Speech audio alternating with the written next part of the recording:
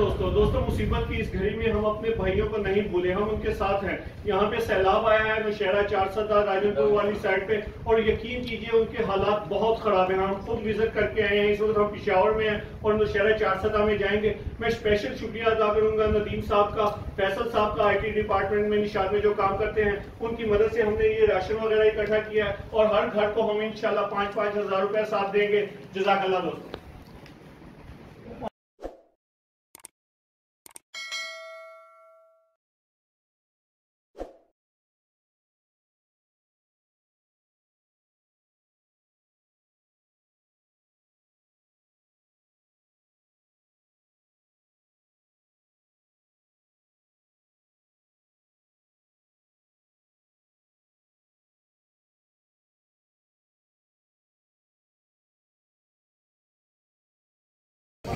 अस्सलाम वालेकुम रहमतुल्लाहि व बरकातुहू। ये हमारी जो माएँ बहनें बेटियां हैं शोभा ख़वातीन की, उन्होंने ये बर्तन भेजे हैं, तो अल्लाह ताला उनको जज़ाए खैर अता फरमाए। ये बस्तियों का बहुत बुरा हाल है, ये आप देख सकते हैं पूरा इलाका ही ख़त्म है, जिसमें हम ये खैमे लगे हुए हैं। ये देखिए ना, लोग जिनको सुबह जिनके नाम लिखे गए थे वो लोग भी आगे इकट्ठे हो गए हैं, और जिनको मोहल्ले में दूसरों को पता चलता है ना, जो जिस चक्कर में होते हैं कि हमें दूसरी दफ़ा भी मिल जाए, वो लोग भी आगे इकट्ठे हो जाते हैं। तो ये मसाइल हैं। आप देखें कि ये आसान काम नहीं होता, सारा डाटा कलेक्ट करना, उनकी ज़रूरियात को सामने रख के उसके मुताबिक उनको चीज़ देना। आप देखें, किसी को मच्छरदानियाँ चाहिए, किसी को तरपाल चाहिए, किसी को मच्छर भगाने वाले लोशन भी चाहिए, किसी को वो मतलब यतीम बच्चे हैं या बेवाएँ हैं तो उनको कैश की भी ज़रूरत है। तो ये चीज़ें हैं, इस वजह से मैं आपको अपडेट साथ साथ दे रहा हूँ कि आप इन चीज़ों को समझें कि मामला इतने आसान नहीं है, क्योंकि इसमें आपकी पूरी कोशिश होती है कि जो पैसा जो है वो आपका ज़ाया ना जाए, मुस्तहिकीन तक पहुँचे।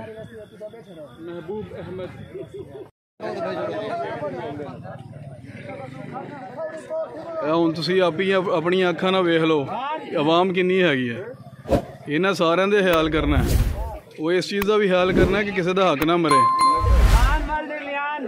ਖਾਨ ਮੁਹੰਮਦ ਅਲੀਆਨ, ਇਹ ਛੋਟਾ ਕੰਮ ਤੇ ਨਹੀਂ ਹੈਗਾ ਨਾ। खान मोहम्मद अलियान, मोहम्मद आमिर कितने हैं? बाल में क्या है?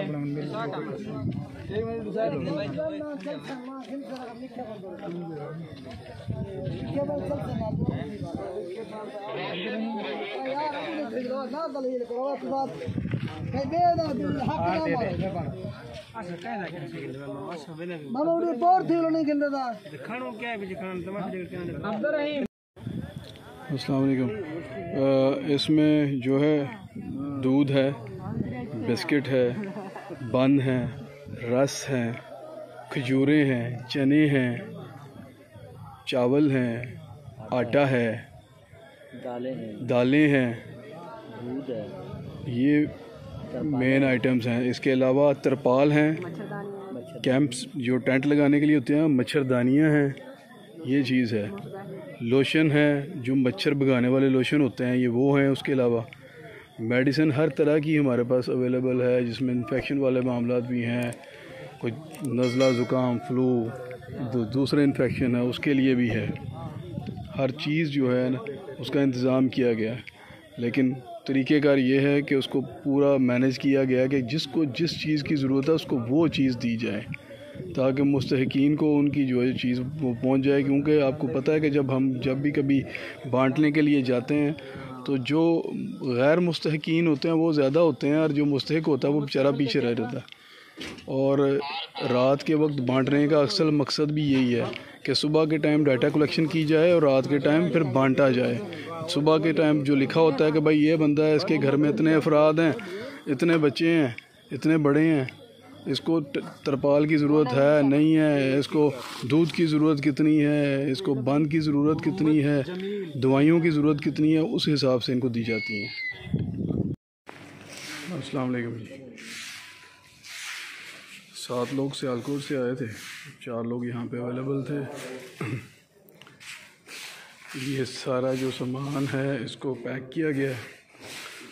2 लड़के गए हुए हैं जो आगे लाइफ जैकेट बांध के और बग़ैर कश्ती के वो आगे गए हैं सिर्फ ये देखने के लिए कि किस जगह पे कितने घर हैं, कितने लोग हैं, ताकि उसके मुताबिक पैकेजेस पहुंचाए जाएं उन तक। अब ये देखें, ये सारे अलग-अलग पैकेजेस तैयार हो गए हैं, ठीक है, कुछ अभी तैयार हो रहे हैं। ये सारा सामान जब पैक हो जाएगा तो फिर पानी क्रॉस करके जाया जाएगा और उन लोगों तक पहुंचाया जाएगा। और मज़े की बात यह है कि कश्तियाँ मौजूद नहीं हैं, आपने लाइफ जैकेट बांधनी है, लड़कों ने पानी में उतरना है, देन पहुंचाना है।